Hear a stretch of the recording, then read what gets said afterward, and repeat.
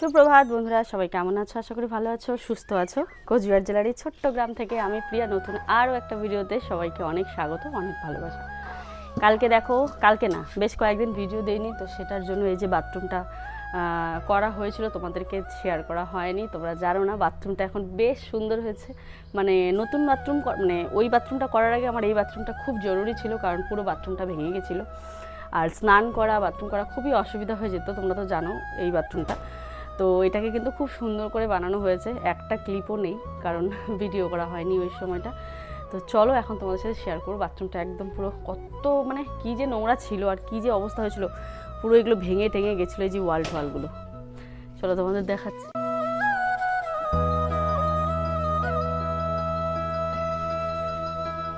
তো চলো এবারে তোমাদের পুরো বাথরুমটা দেখাবো। বাথরুমটা একদম পরিষ্কার, দেখাতে কোনো রকম অসুবিধা নেই। আর অনেকটা বড় হয়েছে, বেশ মানে তোমরা বুঝতেই পারছো কতটা বড় হয়েছে বাথরুমটা। পুরো মানে ইয়ে করে বাথরুমটা করা হয়েছে। আগে এই যে পেয়ারা গাছটা দেখতে পাচ্ছ, এই পেয়ারা গাছটা বরাবর ছিল, হ্যাঁ বরাবর ছিল। এটাকে একটু বাড়ানো হয়েছে কারণ প্রয়োজন খুব, একদম 1 ইঞ্চ, মানে আমি শুধু দাঁড়িয়ে থাকতে পারবো এরকম একটা লেন্থে ছিল বাথরুমটায়, যে এই দাগ বরাবর ছিল, হ্যাঁ। আর খুব অসুবিধা হতো জামা কাপড় চেঞ্জ করা বলো, স্নান। এখন এমন অবস্থায় আছে, এটাকে যদি পাকা করা যেত, এখানেই ধরো একটা লেট্রিন আর একটা স্নানের ঘর হয়ে যেত, মানে এমন একটা পজিশনে আছে আর কি। আর বেশ ভালো হয়েছে, বড়সড় হয়েছে। আর এখন এখানে অনায়াসে স্নান টান সব করা যাবে। তো এখানে একটা দরজা লাগাতে বলেছি, তো দরজা হয়তো লাগাবে না, তো বলেছে একটা পর্দা টাঙিয়ে নিতে পারো, হয় যেরকম গ্রামের বাড়িতে যেরকম হয় আর কি। পুরোটা পরিষ্কার ঝাড় দিয়ে রাখতে হবে সবসময়। এই দেখো পেয়ারা যে কোথার থেকে পড়ে গাছে, এমনিতে তো গাছে পেয়ারা দেখা যায়, এই তো একটা দেখতে পাচ্ছি, কি দিয়ে পারবো। ওই দেখো পেয়ারা একটা দেখতে পাচ্ছ, তো পেয়ারা তো একটা দেখতে পাচ্ছি। ওহো, এই পাশেও তো একটা পেকেছে, ওই দেখো পেয়ারাটা পেকেছে। আচ্ছা দেখি কিছু দিয়ে পারা যায়, যদি খেতে তো পারবো। এটা পারা যেতেই পারে, কিন্তু কি দিয়ে পারবো। চলো একটা বাঁশ নিয়ে আসি। আয়ুষ পরীক্ষা দিয়ে সকালবেলা চলেও এসছে, যেহেতু ওদের একটা করে পরীক্ষা হচ্ছে সেহেতু চলে এসেছে পরীক্ষা দিয়ে। কালকে ভাত করে দিয়েছিলাম, কালকে তো ব্লগ করা হয়নি, কিন্তু আজকে আর দিনই ও নিজেই বলেছে আমাকে সকাল সকাল ভাত দিবার না, তো সেই জন্য চলো এই পেয়ারাটা পারি।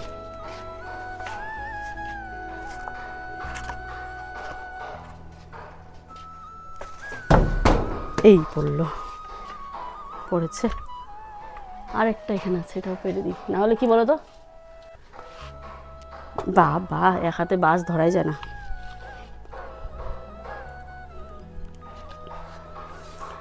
এটা দেখি পারা যায় নাকি। এটা বোধহয় নাগাল পাবো না, এতটাও লম্বা হয়নি নাগাল পাওয়ার মতো। ও না, পেয়েছি, এই দেখো। আরো কি আছে গাছে, কি জানি বাবা, দেখা যায় না পাতা। এই যে আর কয়েকটা এখানে ছোট ছোট আছে, এগুলো ছোট পাকেনি।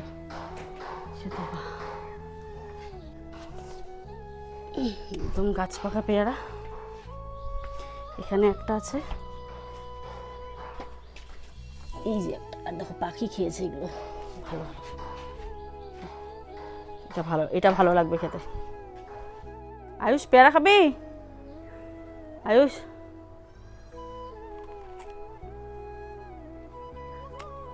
কি মিষ্টি, এতদিন খাইনি। হবিষের সময় প্রচুর পেকেছিল, খাইনি, কারণ অলরেডি পেয়ারা ঘরে ছিল, সবাই এনে এনে দিত ফল টল। তখন এত পড়েছে, পেয়ারার প্রতি একদম অভক্তি হয়ে গেছিল। আর দেখো আজকে নেই, আজকে ভালো লাগছে। এটা ন্যাচারাল বিষয়।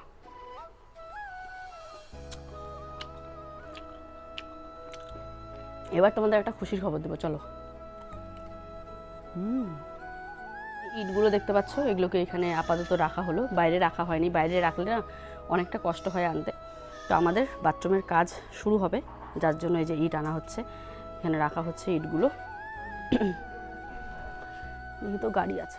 যেই বাথরুমের জন্য আমরা এতদিন থেকে অপেক্ষা করছি সেই বাথরুমটা ফাইনালি আজকে আমাদের জিনিস আসলো, মানে শুরু হবে। মানে একটা কাজ যখন দেখবে ধরবে তখন সেই কাজটা কিন্তু সম্পূর্ণ হয়, না হলে কিন্তু সেই কাজটা কিছুতেই সম্পূর্ণ হয় না। তো ফাইনালি অনেক দিন পর এই বাথরুমের জিনিসগুলো নিয়ে আসা হচ্ছে। মানে এত যে ভালো লাগছে না বাথরুম বানানোর জন্য, ইট বালি পাথর সব কিছু অর্ডার দেওয়া হয়ে গেছে। তো খুব খুশি লাগছে মনটা। তো দেখা যাক এখন আস্তে আস্তে সেই কবে কত বছর থেকে তোমরা অপেক্ষা করছো পিয়াদি বাথরুমটা করো। হ্যাঁ, তো চলো, আমার যে কতটা খুশি লাগছে তোমাদের বলে বোঝাতে পারবো না। তো দেখা যাক কবে কি হয় আস্তে আস্তে, তাই না? চলো কাজবাজ করি এখন।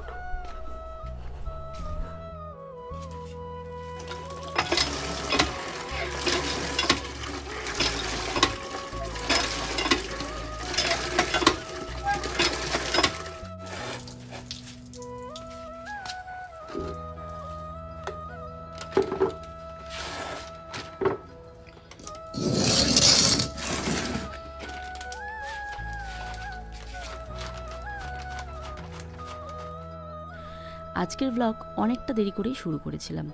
এই ধরো আয়ুষ গেছে সকালবেলা, তারপরে খুশকে সমস্ত পরিষ্কার করে খাইয়ে দাইয়ে তারপর, কারণ কি বলতো, খুশের সাথে থাকলে তোমাদের সাথে কিন্তু ব্লগটা শেয়ার করা আমার হয় না। ও এখন ঘুমাচ্ছে, তো ভাবলাম চলো এখন ব্লগটা শুরু করা যায়। সরি, প্রচণ্ড গলা ব্যথা, তার জন্য গলার ভয়েসটা আমার এরকম তোমরা শুনতে পাচ্ছ।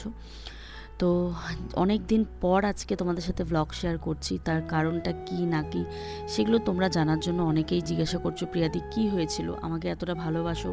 সত্যি তোমাদের কমেন্ট দেখে আমি মুগ্ধ যে এই কয়েকদিন ভিডিওতে নিয়ে তোমরা এতটা মিস করেছো। কিন্তু ওই যে এক ভুল আমি বারবার করি না। আজকে যদি আমি আমার কেন এতদিন ভিডিও দিইনি সেটা তোমাদের কমেন্টের মাধ্যমে জানাই, বা কমিউনিটির মাধ্যমে জানাই, তাহলে সত্যিটা বলতে হবে, মিথ্যে তো বলতে পারবো না। আর কিছু কিছু সত্যি সবার সামনে না আসাই ভালো, মানে বলে না সর্বপ্রকাশ্য না হয় ভালো, কিছু কিছু সত্যি আছে।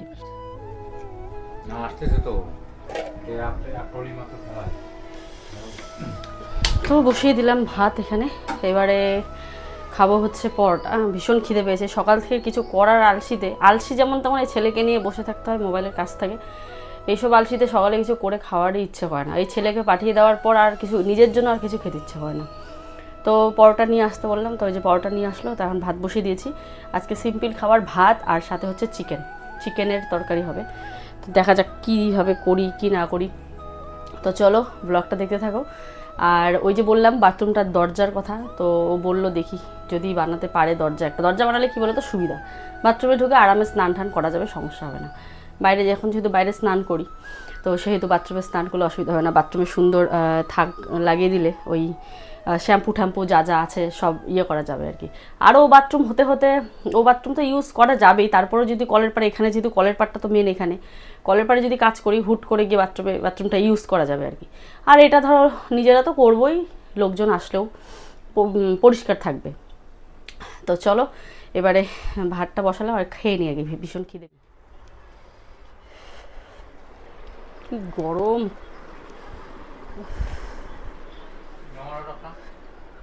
এখনই পড়লো তো।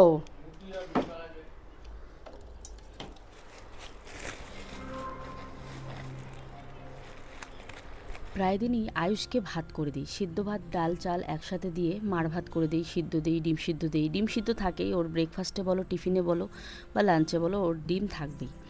তো ডিমের কুসুমটা বাদ দিয়ে বাকিগুলো দিই, যেহেতু আমি অনেক কন্ট্রোল করে ওর ফ্যারিটিনটা কমাতে পেরেছি, কারণ আয়রন লেভেলটা কম থাকলে ওরই শরীর ভালো থাকবে। তো মানে ওর যেমন ধরো আয়রন লেভেল বলতে যেমন ধরো দুধ, ডিমের কুসুম, মানে আয়রন জাতীয় আমি ওকে কোনো খাবারই দেই না। যদি একটুখানি মাটনটা খায় তো 1-2 পিস খায়, তাছাড়া কিন্তু ও সেরকম কিছু খায় না। তো এটার জন্যই কিন্তু ওর আয়রন লেভেলটা অনেকটা কম। তো তোমরা আশীর্বাদ করো এরকমই যেন থাকে। আর যেটা বলছিলাম, সকালবেলা ওকে ভাত করে দিই, আজ আর ভাত খায়নি। ওর একটা বললাম না লাল চা নেশা হয়ে গেছে, তো সেটা খেয়েই বলছে না আমি আজকে লাল চা খেয়েই যাবো। তো ওই যে ও ভাত করলেও আমি খেতে চাই না, এর জন্যই আমার খিদে পায় আর কি। মানে সকালে যে টিফিনগুলো করি সেটা যদি খেয়ে ফেলতাম তাহলে কিন্তু এত আর খিদে পেত না।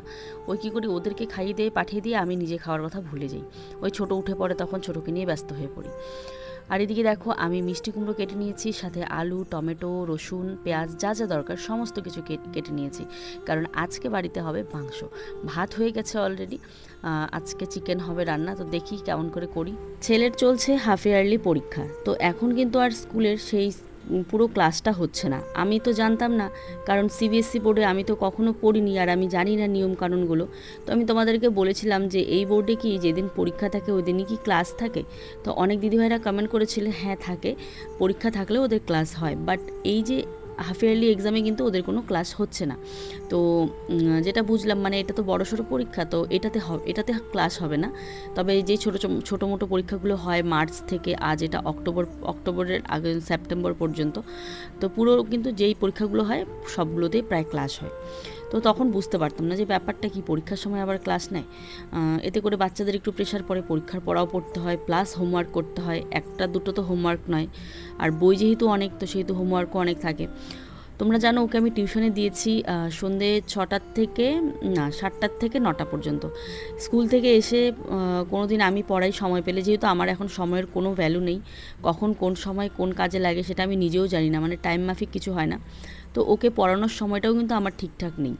ধরো আমি যদি পড়িয়ে টিউশনে পাঠাই, তাহলে ও মন দিয়ে টিউশনে পড়ে না, আর টিউশন থেকে এসে ও আবার আমাকে একটু ভয় পায়, সেই জন্য রাত্রিবেলা কিন্তু পড়ে। তো আমি চেষ্টা করি ওই আসার পরে পড়ানোর। আবার কোনো সময় এরকম হয় রাত্রিবেলা আমারও ঘুম পেয়ে যায়, সারাদিনের ক্লান্ততা, কিংবা আমার কোনো কাজ থাকলো আমি পড়াতে পারলাম না, মানে আমার প্ল্যানিং থাকে যে রাত্রিবেলার দিকে আমার কাজ আছে, শ্যুট আছে, তো রাতে হবে না, সেই সময়টা আমি কিন্তু ওকে বিকালে পড়িয়ে দিই। তো পড়াতে তো হবে, যেহেতু এত পড়া, সব পাশে ম্যানেজ করতে করতে মানে কি বলবো। তো ওইদিকে দেখো আয়ুষের বাবা বসে আছে, ওখানে এডিট করছে, ওর চ্যানেলে শ্যুট হয়েছে, তো সেটাকে এডিট করছে, আর ভাবছে অস্তি নিয়ে কেমন করে যাবে। ছেলের পরীক্ষা শুরু হয়েছে, এদিকে আবার বনির মার যদি ডেলিভারি হয়ে যায় তাহলে আবার অস্তি নেওয়াটা পিছিয়ে যাবে, আবার এদিকে ছেলের এক্সাম শুরু হয়েছে, ও না থাকলে আমার দিয়ে আসাও অসম্ভব। একটা বাচ্চাকে রেখে, একা থাকলে তো কোনো সমস্যাই ছিল না, যেহেতু এত ছোট না, রেখে যেতেও খুব মানে ভয় লাগে, কার কাছেই বা রেখে যাব, আর আমার মাই বা এতক্ষণ রাখতে পারবে নাকি। যেহেতু এখন কোনো ক্লাস হয় না, তো 9টার দিকে 9টা 15-তে পরীক্ষা, শেষ হতে হতে 11টা 15, তো আমাকে 8টার দিকে বাড়ির থেকে বার হতে হবে, যেহেতু 9টা 15-তে পরীক্ষা। তো তারপরে 11টা 15-তে ছুটি হলে আস্তে আস্তে আমার 12:30, মানে 8টার দিকে বেরিয়ে 12:30, তো সেক্ষেত্রে অনেকটাই লং টাইম আর কি। তো দেখা যাক, মানে এগুলো নিয়েই ভাবনা চিন্তা হচ্ছে। তো দেখো এই যে চাল কুমড়োটা আমাদের বাড়ির থেকে আনা হয়েছিল, এই চাল কুমড়ো দিয়ে আজকে হবে চিকেন, আর ও বানাবে এটা। কি করো?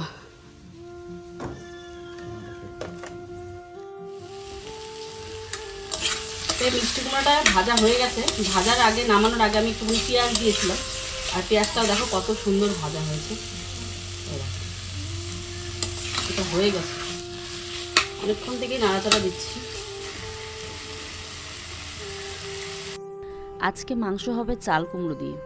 আলু দিয়ে দেখো আলুগুলো কাটলাম কত কষ্ট করে, আর ভাবলাম আলু দিয়ে হবে, তারপরে বললো না চাল কুমড়ো আছে, চাল কুমড়ো দিয়ে করো।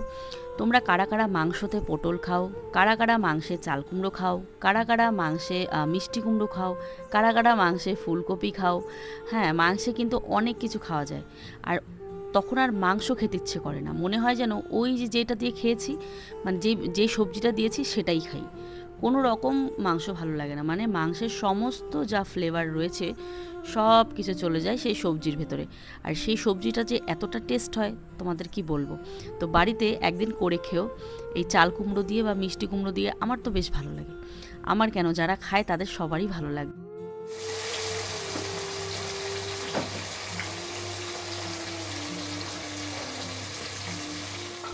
মাংসে যেরকম ফোড়ন দেয় সমস্ত কিছু ফোড়ন দিয়ে নিয়েছি, দিয়ে মাংসটাকে ভেজে নিচ্ছি। তার আগে আমি কিন্তু চাল কুমড়ো আর আলু সম্পূর্ণ ভেজে নামিয়ে রেখেছি। অনেকটা বড় বড় করে চাল কুমড়োগুলো কেটেছিলাম যদিও বা, কিন্তু ভাজার পর চাল কুমড়োটা একদম ছোট্ট হয়ে যায়, এই জন্য চাল কুমড়োটা একটু বড়ই কাটতে হয়, ভাজলে পরে ছোট হয়ে যায়। তারপরে যে মাংস যেরকম বানায় নর্মাল মাংস, সেভাবে বানিয়ে কষিয়ে দিয়ে দেবো চাল কুমড়ো আর আলুটা। তো এই হচ্ছে ব্যাপার, এরকম করেই চাল কুমড়ো দিয়ে মাংস বানাতে হয়। যে কোনো সবজি দিয়ে মাংস বানালে ঠিক এইভাবেই করতে হয়, মানে ভেজে তুলে রেখে দিতে হয়, তারপরে যখন মাংস কষানো হয়ে যায় তারপরে সেটা দিতে হয়। যেমনটা আমি এখন দিলাম। আর আজকের মাংসের পিসগুলো বেশ ভালো ছিল, মানে লেগ পিসের দিকটা বেশি এনেছে। আর আয়ুষের জন্য বোনলেস তো থাকবেই, 4-5 পিস, বেশি থাকবে না, ওইটুকুই খায়ও। একটা মাংস বা দুটো মাংস দিয়ে একটা বড় আলু দিয়ে ঝোল দিয়েও খেয়ে নেয়, মানে খুবই পছন্দ ওর। মাংস হলে মানে ও মানে সব কথা ভুলে যায়, এরকম হচ্ছে ওর ব্যাপার। তো দেখো পরে না আমি আদা বাটা দিয়েছি, আমার শ্বশুর বাবার কাছ থেকে শেখা। মাংসের সমস্ত মশলা দিয়ে মাংস কষিয়ে নিয়ে লাস্টে আদা বাটা দিয়ে তারপর সেটাকে কষাতে হয়, তাহলে মাংসের গন্ধটা খুব ভালো ওঠে, মানে আদা বাটাটা লাস্টে দিতে হয়। তো তাই সেইভাবেই দিলাম। আদা আমার ফ্রিজে বাটাই ছিল অলরেডি, সেদিন একটু বেশি হয়েছিল বাটাটা। ওই যে সেদিন দিদিভাইয়ের যে মাংসটা স্বাদে বানিয়েছিল না, আয়ুষের বাবা আদা বাটা দেয়নি, ভুলে গেছে, অনেকগুলো আদা বেটেছিল, তো সেটাকেই ফ্রিজে স্টোর করে রেখেছি। হলোটা কি, হলোটা কি, কি বাবা, আমার সোনা বাবা, কি দেখলি? উই বাবলি, যেদিকে মোবাইল নেই ওইদিকে তাকায়।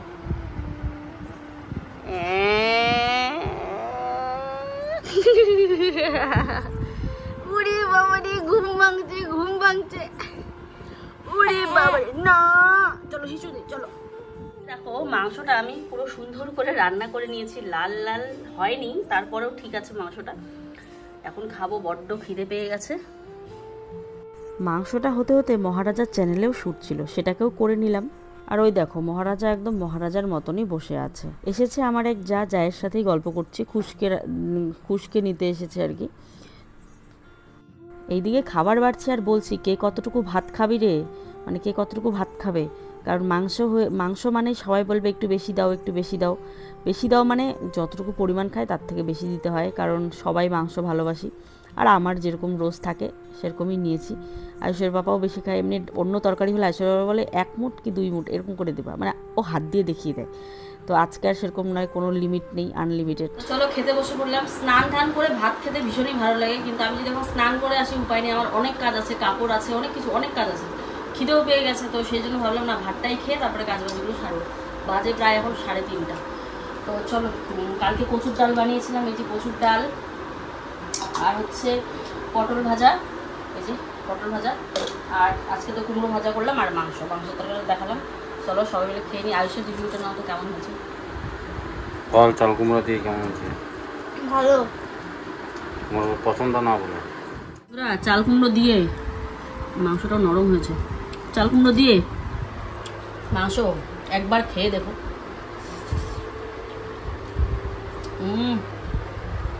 দারুণ টেস্ট। মাংস আর চাল কুমড়ো, মাংস খাওয়া ভুলে যাবে, মাংস খাইতে যাবে না, খালি বলবে চাল কুমড়ো দাও, চাল কুমড়ো দাও। দারুণ টেস্ট, একবার শুধু খেয়ে দেবো, একবার। একটু পাকা চাল কুমড়োটা হলে ভালো হয়, আমাদেরটা যেমন বড় ছিল এমন, এমনি কচিটা দিয়েও খেতে পারবে, তবে পাকাটা খেলে কি বলতো একটু টকটক লাগে না, ও দারুণ লাগে, দারুণ টেস্ট হয়েছে। খাওয়া দাওয়া কমপ্লিট করে নিলাম। আজকে হাতে ঘর মুছবো, যার জন্য বালতিতে জল নিয়ে এসেছি। আর এদিকে গ্যাসের এই জায়গাটাও মুছে নিলাম। এত যে পরিষ্কার হয় ওই তোমার সেটা দিয়ে মুছলে, এই যে এটা দিয়ে মুছলে, প্রমোশন থেকে দিয়েছিল, ব্র্যান্ড প্রমোশনের, এটা বিকোর হচ্ছে কিচেন টাওয়াল, একটা দারুণ সুন্দর, মানে পুরো বাঁশের আঁশ দিয়ে তৈরি আর কি, বুঝতে পারলে? আমরা যেমন শুনেছি না বইয়ের পাতা বাঁশের আঁশ দিয়ে তৈরি, তো সেরকম এটাও খুব ভালো, এই টাওয়ালটা মানে খুবই ভালো। আর পড়লাম খাওয়া দাওয়া উঠে এই যে টেবিলটা মুছলাম। এবারে চলো হাতে ঘরটা মুছে নিই। তো এইদিকে কলপার ঘষছে, দেখো কলপারটা, আমি ভাবলাম কাপড় ধুয়ে বাসন ধুয়ে তারপর আমি দিব পাউডার, ঘষাঘষি শুরু। তো ঠিক আছে ও করুক, ততক্ষণ আমি ঘরটাই। মানুষ সত্যিই অভ্যাসের দাস। প্রত্যেক দিন আগে হাতে ঘর মুছতাম, আর সেই ঘর মোছা যে কী পরিষ্কার হতো, আর এখন এই মফ দিয়ে মুছে মুছে কোনা খামচি মোছাই যায় না, খুব নোংরা হয়ে থাকে। আজ ভাবছি হাতেই ঘর মুছবো। আর খুশ যে কোথায় আছে, বাড়িতেই থাকে, এর কোল তার কোল এরকম করতে থাকে। গ্রামের বাড়িতেও বুঝতেই পারছো, আর আমাদের বাড়িটা যেহেতু অনেকটাই বড়, এর বাড়ি তার বাড়ি, এর কাছে তার কাছে ঘুরে ঘুরে বেড়ায় আর কি। তো তাই আমি ভাবলাম ও যখন বেরিয়েছে, ও এখনই ঘুম থেকে উঠে আমি ভাবলাম বেরিয়েছে যখন, তাহলে আমি হাতেই ঘরটাকে পরিষ্কার করে। প্রত্যেক দিন ছোট বাচ্চা, তার মধ্যে এত কাজের জন্য সময় পাই না। প্রত্যেক দিন যেই মানুষটা ঘর মুছি সেই মানুষটা আজকাল আর ঘর মুছি না প্রত্যেক দিন। এই ধরো দু একদিন পর বা একদিন পর পর মুছতে হয় আমাকে, প্রত্যেক দিন মুছতে সময় পাই না।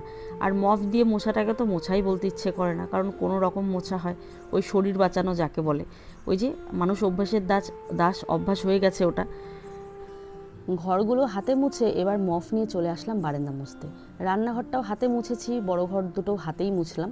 এবার বারান্দা মোছার সময় ভাবলাম বারান্দাতে সেরকম কোনো ফার্নিচার নেই, ওই কোনা খামচাগুলো ওই মফ দিয়েই মোছা যাবে। ব্লিচিং পাউডার দিয়ে ঘষতে হবে আমাদের যে ওয়ালটা, এই যে ওয়ালটা পুরো শ্যাওলা হয়েছে। মা এসেছে, তা খুশ দেখে পাগল হয়ে গেছে মাকে। আমি ঘর দুয়ার মুছে বাসন ধুয়ে নিলাম, বালতিতে কাপড় আছে এখনো। তার আগে চলো এই যে কি করছো দেখাই। পুরো শ্যাওলা ছিল এই জায়গাটা, ঘষে ঘষে তাও সবুজ বানিয়ে দিল। সরি সবুজটাকে তুলে সাদা লাল বানিয়ে দিল। আর 2 বছর যে থাকতো না, এগুলো টোটাল ভাঙিয়ে আবার নতুন করে করতে হতো। এই সিমেন্টের ইয়ে শেষ হয়ে যেত।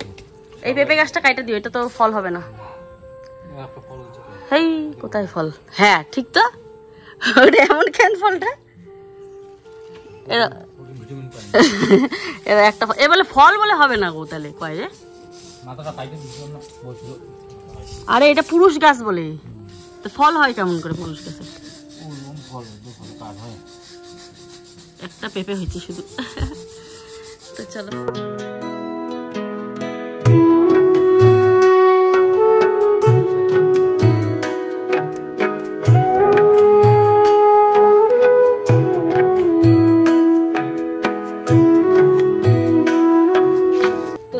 আজকে আমাদের এই অন্দরমহলটা খুলি, কারণ অনেকদিন থেকে বন্ধ, ধুতে ধুতে বাসা করে আসে নাকি কে জানে, কারণ ভিতরটা তো পুরো একটা রুমের মতন। হ্যাঁ খোলো খোলো, দেখো চেলা আছে, কালকে মাকে চেলা হচ্ছে, তোমাদেরকে বলা হয়নি, পুরো হাত নীল হয়ে গেছে চেলা। বাপ রে, সত্যি ভুতুয়ার মতো ভিতরে গো, ভূতের বাড়ি। দেখো দেখো, হাতে তালি দিয়ে যাও, দেখো মাটি কই। তো এই যে এই জায়গাটা আমাদের দেখো কত বড়, এইখানে স্পেস আছে। এই যে এই দেওয়ালটা ভাঙা হবে, এটা ভেঙে দরজা হবে। হ্যাঁ, তারপরে এখানে তো অনেকটা আছেই জায়গা। তারপরে দেখো হ্যাঁ, এখানে রেফটিং হবে। আমাদের তো পুরো সেফটি ট্যাঙ্কি করা আছে, যারা 2 বছর আগের ব্লগ দেখেছো তারা জানো। সেফটি ট্যাঙ্কি করাই ছিল। হ্যাঁ, এটাই সেফটি ট্যাঙ্কি করাই ছিল। এখানটায় আমার ওয়াশিং মেশিন রাখার প্ল্যান আছে, দেখি কি হয়, কিন্তু কেমন যে হবে। প্ল্যান তো করেছিলাম অন্যরকম। এই যে এখানে খালটা, এই যে এখানে খাল ছিল বন্ধ করছে, এখানে একটা আছে আর এখানে একটা আছে নাকি, কোথায় যেন খাল ছিল একটা। হ্যাঁ এখানে একটা আছে, কোমর হবে। হ্যাঁ, আর এখানটা কি, এখানে কি তাহলে ওই দিক দিয়ে যাবে, কোন দিক দিয়ে, কোন মাথা দিয়ে যাবে?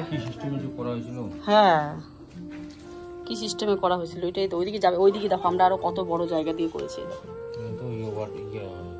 বাথটব রাখার জন্য। কিন্তু এই জায়গাটা এত বড় ঘর দিয়ে কি হবে কত?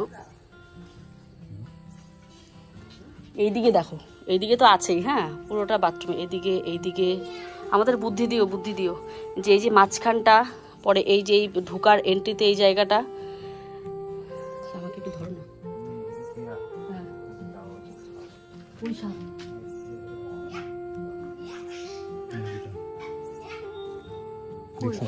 মোবাইলটা আমার পড়ে যাবে, দেখো হাত থেকে পড়ে যাবে।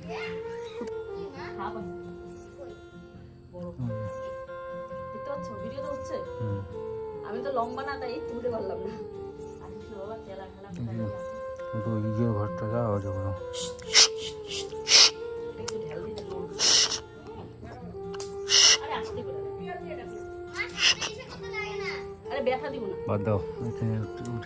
এখানে কিন্তু সামনেই আছে, কিন্তু এই যে ইয়েটা এটা কিন্তু ওয়ালের উপর দিয়ে উঠতে পারে।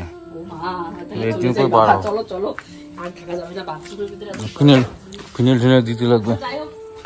এখন তো ভয়ঙ্কর আছে, কিছুদিন পরে ঠিক হয়ে যাবে যদিও বা, এখন থাকা যাবে না। ডারাস নাকি ভগবানের জানে, মনে তো হয় ডারাস। যেহেতু ঘরে আসার সম্ভাবনা থাকতে পারে, তাই এই যে ফিনাইল দিয়ে দিচ্ছে। যে অনেক বড় তো দেখলাম ভিডিওতে, আমি তো লম্বায় দেখতে পাচ্ছিলাম না। বর্ষার দিন এগুলোর ভয় কিন্তু অনেকটাই। কাল আমার মাকে বিচ্ছু কামড় দিয়েছিল, পুরো হাত নীল হয়ে গেছিলো, পুরো বিষে জর্জরিত হয়ে মাকে নিয়ে গিয়েছিলাম হসপিটালে ভর্তি করতে। তো সেখান থেকে ইঞ্জেকশন মা কিছুক্ষণ ভর্তি ছিল, পরে মাকে বার করে নিয়ে যাই। তো এইসব ভয়ঙ্কর জিনিস কিন্তু এরকম গ্রামের বাড়িতে দেখাই যায়, আর ভয়ও লাগে যে ইস বাবা। আর তোমরা তো দেখতেই পাচ্ছিলে বাথরুমে ঢুকার সময় বারবার বলছিলাম ইস না জানি কি থাকে, না জানি কি থাকে। দেখো সত্যি সত্যি কত বড় একটা ডারাস সাপ। তো এই যে স্নান টান করে চলে আসলাম, এবারে বানিয়ে নিলাম কফি আর সাথে হচ্ছে চা। ভাইকে দিলাম ভাত খেতে, মাংসের থেকে মাংসের ঝোল বেশি ভালো খাচ্ছে। মা চলে যাচ্ছে আয়ুষকে টিউশনে দিয়ে, ওই দিক দিয়ে মা বেড চলে যাবে। শাক ভাতের নিমন্ত্রণ করতে আসছে, শাক ভাত, খুশকে শাক ভাত খাওয়াবে, সেটারই নিমন্ত্রণ। তুই খাওয়াবে? মামা খাওয়াবে, তুই খাওয়াবি? ঠিক আছে। তাহলে বন্ধুরা আজ সারাদিন আমার সাথে কাটিয়ে তোমাদের কিরকম লাগলো অবশ্যই কমেন্টে জানিও। আমাদের খামার বাড়ি থেকে মা এত এত বাজার নিয়ে আসে, পুরো ব্যাগ ভর্তি হয়ে গেছে আমার বাড়িতে। তাই মাকে বললাম কাল তো বাজার ঘাট করবে, তাই ব্যাগ নিয়ে যাও। তাহলে চলো আজকের মতো এই পর্যন্তই, ফিরে আসছি আগামীকাল আরও একটা ভিডিও নিয়ে। সবাই ভালো থেকো, সুস্থ থেকো। আর ফাইনালি গাইস আজকে 25 মিনিটের ভিডিও দিয়েছি, জানি না কে কতদূর দেখবে। তো নো স্কিপ করে পুরো ভিডিও দেখে আমার চ্যানেলটা সাবস্ক্রাইব করে আমার পাশে থেকো। টাটা।